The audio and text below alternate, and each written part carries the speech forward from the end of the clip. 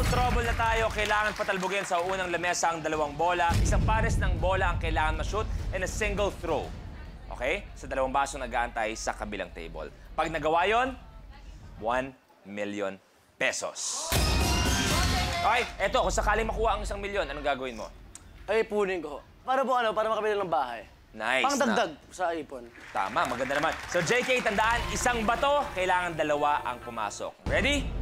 Ultimate challenge. That means for 1 million, brother, you have a minute to win it.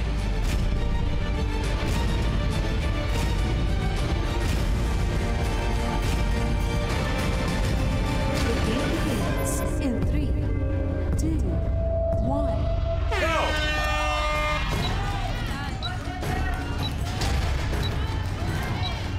Uy! Lakas kumonte!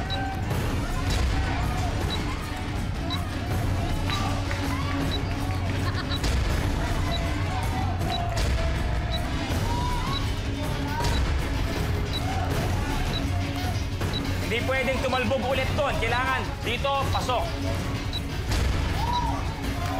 Lakasan mo! 25! Uy! Kaya mo yun! Bye eh. Lakas! Uy! Tandaan, isang talbog lang pwede.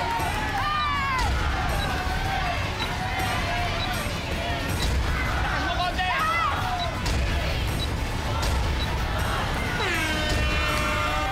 Time's up. Sayang, kamuntik-muntik ka na nakaisa, pero still, JK, 70,000 para sa iyo, bro.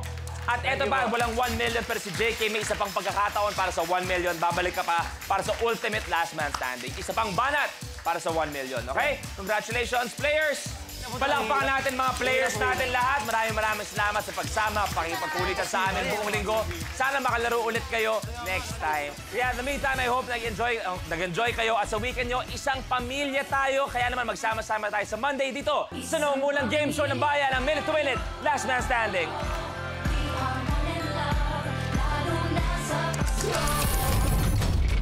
Kuya Jobert, Yasi, Cool, Andrew E., Warren Manbuanag, Elmo Magalona, and Janela Salvador. Tinatawag namin ang kaluluwa ni Nanay. Nay, may papakilala lang po ako. Ang binibining nagpapatibok sa puso ni Jobert, si Yasi po. Aba, malambot ako. Ikaw ang pumupuyat sa amo ko.